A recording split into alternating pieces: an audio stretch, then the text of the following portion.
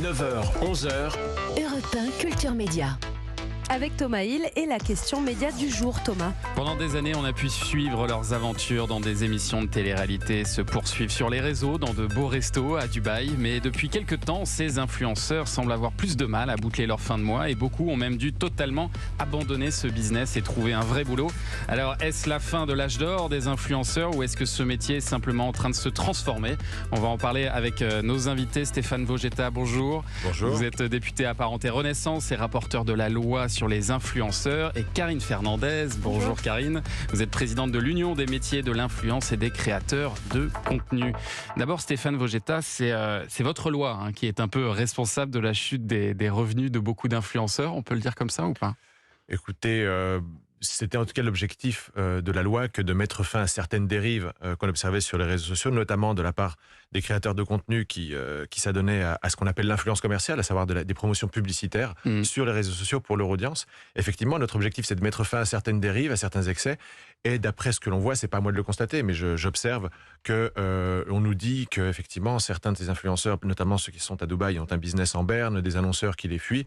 Et personnellement, si c'est le cas, je m'en félicite. Il faut dire que la loi, elle dit déjà qu'il faut dire quand c'est de la pub, il faut bien le signaler, mais aussi que certains produits ou services ne peuvent plus faire l'objet de publicité. Et il se trouve que c'était des objets ou services qu'ils proposaient beaucoup, ces influenceurs issus de la télé-réalité. C'était des produits contenant de la nicotine, c'était la chirurgie esthétique, c'était les paris sportifs, les jeux d'argent. C'est tout ça que vous avez interdit en fait. Alors, on n'a pas tout interdit.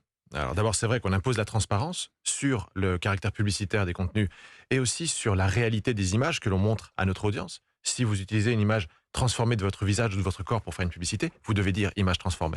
Et ensuite, c'est vrai que sur certains sujets sur lesquels il y a des risques pour la santé publique ou des risques d'arnaque, par exemple chirurgie esthétique, produits médicamenteux, investissement à risque, paris d'argent, crypto-monnaie par exemple, eh bien là, effectivement, on réplique, voire on durcit les règles qui existent dans la vie réelle pour qu'elles s'appliquent aussi sur les réseaux et que les réseaux sociaux ne servent plus à contourner la loi.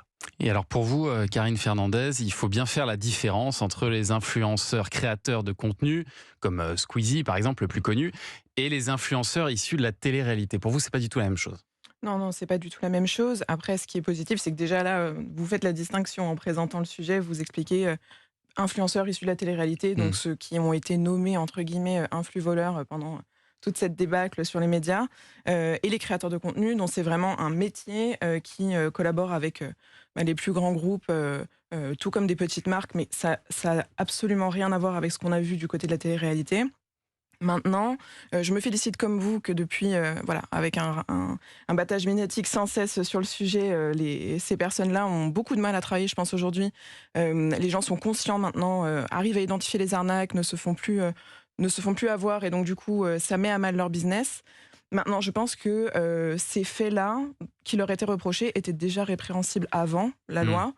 Je ne pense pas avoir vu vraiment de sanctions tomber sur ces influx-voleurs, si on peut dire ça, pour les faits graves qu'ils commettaient depuis si longtemps. Donc, on va dire que la loi a permis un débat médiatique qui a mis en lumière ces dérives-là, mais je ne suis pas certaine que cette loi, pour l'instant, leur fasse ce mal-là.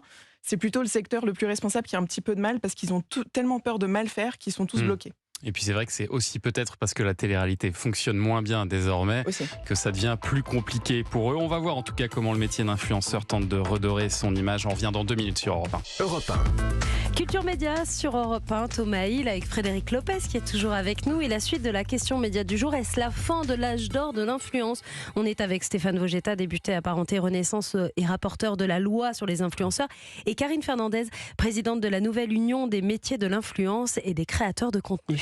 Est-ce que vous confirmez déjà que les revenus de ces influenceurs issus de la télé-réalité ont beaucoup baissé? Le journal Le Monde, il estime que les marques qui proposaient hier en moyenne jusqu'à 2000 € pour un placement de produit sur Instagram, par exemple, ne sont plus prêtes qu'à en débourser 300 aujourd'hui. C'est ça l'ordre de grandeur? Alors, dans le secteur de la télé-réalité, très probablement, je pense qu'on peut confirmer. Mais la question que je me pose à chaque fois que j'entends ce genre d'informations, c'est mais quelles étaient les marques qui investissaient sur ces créateurs?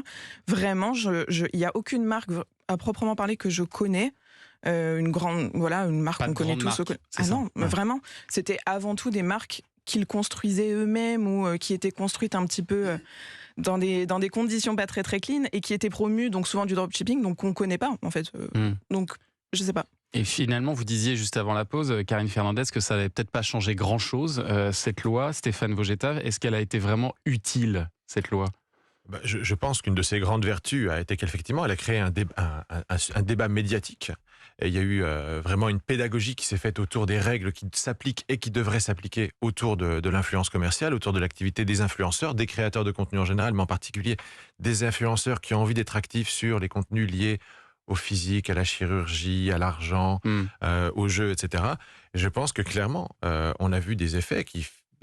Quand on fait une loi, on ne fait pas forcément une loi pour envoyer les gens en prison ou pour leur donner des amendes. On fait une loi pour que les gens soient incités à agir en ligne avec les objectifs poursuivis par la loi et pour dissuader les comportements les plus négatifs. Oui, mais est-ce que finalement le rappeur Booba, qui a lancé toute une campagne en ligne dénonçant ceux qu'il appelait les influx voleurs, comme vous le disiez tout à l'heure, est-ce que finalement lui, il n'a pas eu plus d'impact tout seul dans son coin ? Mais écoutez, pas tout seul d'ailleurs, parce qu'il avait une armée avec lui, mais... Écoutez, il y a eu, nous en tout cas en tant que députés, on a eu le soutien du gouvernement qui nous a assistés pour préparer cette réforme et ce projet de loi. Et c'est vrai qu'autour, il y a eu, on a consulté énormément de lanceurs d'alerte, de représentants des victimes qui nous ont aidés à comprendre et qui ont eux aussi de leur côté aidé à contribuer à médiatiser le sujet. Ce qui a fait que ça a été finalement une loi qui a été très observée. C'était une petite loi au départ, portée par un député, enfin 2 députés pas forcément très connus, mais finalement une loi dont on a beaucoup parlé et dont on continue à parler et dont on réussit à voir finalement des effets concrets quelques mois plus tard. Donc c'est là qu'on se dit, et moi en tant que député, je me dis, tiens, je suis content parce que ça fait pas longtemps que je suis député. Je me posais des questions, est-ce qu'on a vraiment la capacité à faire bouger les choses quand on est député, quand on est un simple député? Et la réponse, c'est oui. Alors est-ce que c'est grâce à Booba? Est-ce que c'est grâce à Bruno Le Maire? Est-ce que c'est grâce à Arthur Delaporte et Stéphane Vogetta, les 2 députés? On verra bien, mais l'important, c'est qu'on aille dans la bonne direction. Est-ce que c'est grâce aux téléspectateurs aussi? Parce que c'est un départ, ça. Si les émissions de télé-réalité fonctionnent moins bien, et elles fonctionnent moins bien aujourd'hui à la télévision, moins d'audience, ça veut dire aussi moins de followers derrière. C'est ça qui a été plus compliqué aussi pour eux.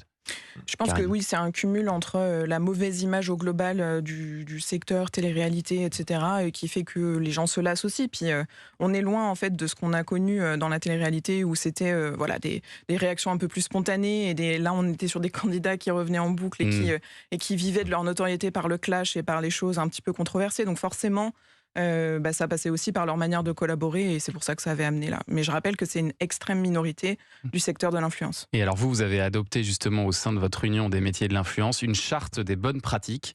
L'idée c'est justement d'essayer de redorer l'image écornée du métier d'influenceur. Moi je dirais pas qu'elle était écornée, mais c'est vrai qu'on a tellement parlé que du sujet influx-voleur quand on parlait d'influence, que je pense que pendant un temps, le grand public s'est dit, mais du coup, est-ce que c'est ça un influenceur? C'est des gens qui font du dropshipping, c'est des gens qui vendent des arnaques et qui parlent d'injection. Et c'est absolument pas ça. Pour vous donner un ordre d'idée, donc il y a 150 000 créateurs de contenu aujourd'hui en France. Sur les 150 000, il y a l'ARP qui a sorti des chiffres là, la semaine dernière. 89% d'entre eux, de toutes les publications sponsors qui sont passées, sur les 89%, 11% seulement concernaient des informations cachées sur le fait de promouvoir un produit. Et c'est absolument minime. Et qu'est-ce qui représente en fait aujourd'hui dans le secteur ceux qui sont le plus en manque de transparence, non pas par envie de cacher le partenariat, mais parce qu'ils font des erreurs? C'est ceux qui ont moins de 10 000 followers. On est à des années-lumière en fait des créateurs de contenu qui ont des millions d'abonnés et qui sont dans le sujet de la télé-réalité. C'est ceux qui sont tout seuls et qui sont influenceurs entre guillemets malgré eux, qui ont besoin d'accompagnement. C'est pour ça qu'on s'est créé d'ailleurs. Vous parliez de ce qui s'appelle le dropshipping. C'est une pratique qui consistait pour un influenceur à acheter en ligne pas cher un produit de qualité souvent très médiocre. Discutable, Voilà, pour le revendre beaucoup plus cher aux gens qui le suivent sur les réseaux. Ça, c'est désormais plus encadré aussi? C'est terminé ou pas totalement? C'est pas terminé, c'est plus encadré. C'est plus encadré, tout comme d'autres aspects de ces promotions, notamment la contrefaçon ou la catégorie des produits qui sont promus. Mais ceci dit, on ne peut pas non plus crier triomphe trop tôt. D'abord, c'est vrai que pour moi, ce qui est important quand on voit le déclin des influenceurs, en tout cas des influx-voleurs, c'est un déclin relatif. Et je pense que ça laisse plus de parts de marché aux créateurs de contenu mieux-disants, responsables, travailleurs, qui eux vont pouvoir parler d'autre chose que du corps et de l'argent facile en permanence. En revanche, on voit que chaque jour, on découvre de nouvelles dérives. Et il y a d'ailleurs certains influenceurs qui à court de business, se tournent vers d'autres pratiques qui elles-mêmes recèlent des risques pour leur audience. Par exemple, les matchs TikTok, c'est un vrai problème. Qu'est-ce que c'est ça? Les matchs TikTok, en fait, ce sont des influenceurs, enfin des créateurs de contenu, des influvoleurs, voilà, bon, qui s'affrontent l'un à l'autre et qui demandent à leur audience de contribuer de l'argent, on va dire. Ouais. Et c'est celui qui a le plus d'argent après une demi-heure de match qui gagne le match, d'accord? Mais c'est du vrai argent. Et il y a des jeunes de 10 ans, 12 ans, 14 ans qui peuvent parfois lâcher des centaines d'euros dans un match TikTok sous l'influence de cette personne en qui ils ont confiance, de qui ils ont peut-être parfois reçu des encouragements personnels, privés, et donc c'est une nouvelle dérive sur laquelle il faut qu'on agisse assez rapidement. Il va peut-être falloir légiférer à nouveau. Frédéric Lopez, vous qui avez eu le courage à un moment de votre carrière de vous mettre en retrait de la télévision, quel regard vous portez sur ces stars souvent éphémères de la télé-réalité? J'en ai rencontré quelques-unes à un moment donné, il y a quelques années, il y a 20 ans, puisque ça démarrait il y a 20 ans. Ouais. Et c'est parfois des gens attachants qui viennent de milieux défavorisés, qui se retrouvent dans la lumière. Alors après, on sait que c'est un métier horrible d'être dans la lumière et de disparaître dans la seconde. Et moi, je suis ravi de ce que j'entends, hein, ça va dans le bon sens. Et je suis content qu'il y ait des gens qui légifèrent et qui s'occupent de tout ça, parce qu'effectivement, il y a des gamins derrière ces écrans et qui se font avoir. Donc ça va dans le bon sens, tant mieux. Merci à tous. Merci Stéphane Vogetta, député apparenté Renaissance, d'être venu nous voir ce matin, et Karine Fernandez, présidente de l'Union des métiers de l'influence et des créateurs de contenu. Merci. Et un grand merci à Frédéric Lopez, qu'on retrouve donc à 16h55 ce dimanche pour un nouveau numéro d'un dimanche à la campagne. Et la semaine d'après encore? Non, ce sera le 22 octobre. Oh là, c'est pas possible. Mais il faut aller revenir à chaque fois. Il faut aller sur France 2 tous les dimanches à 16h55 et on voit si Frédéric est là ou pas. Merci d'avoir été avec nous ce matin, Frédéric. Culture Média continue après les infos de 10h, Thomas. Et on sera avec l'excellente Camille Lelouch. On parlera musique et il se murmure qu'elle pourrait même chanter en live dans ce studio. Et puis ne manquez pas Historiquement Vôtre, c'est tous les après-midi pendant 1 heure. Stéphane Bern et ses invités vous racontent les grands événements de l'histoire, les personnalités historiques. Aujourd'hui, les derniers jours de Van Gogh. Historiquement Vôtre, c'est tous les jours 15h, 16h sur Europe 1.